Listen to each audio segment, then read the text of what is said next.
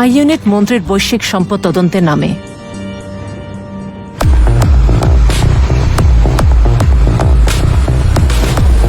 প্রথমে I unit দেখার চেষ্টা করে মন্ত্রীর কি পরিমাণ সম্পত্তি ব্রিটেনে আছে। ফলাফল চমকে ওঠার মতো।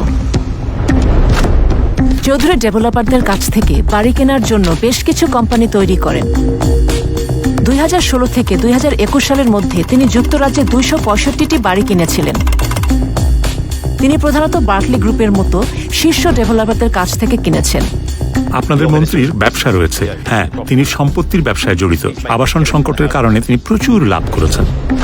কিন্তু তার কেনাকাটা সেখানে থেমে থাকেনি। 2021 সালে চৌধুরী লন্ডনের এই বিলাসবহুল সম্পত্তি $1,60,00,000 কেনেন। চৌধুরীর বেশিরভাগ সম্পত্তি বাই টু লেট, যা তিনি লাভের জন্য ভাড়া দেন।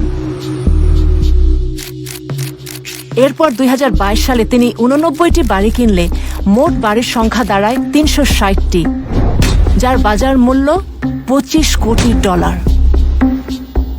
উনি একজন অত্যন্ত ধনী ও সুপরিচিত রাজনীতিবিদ। তিনি সরকারের মন্ত্রী এবং যুক্তরাজ্যের শত শত বাড়ি কিনেছেন। উনি সেই ব্যক্তি যিনি একটি অত্যন্ত দরিদ্র দেশের তথাকথিত নির্বাচিত গণতান্ত্রিক রাজনীতিবিদ।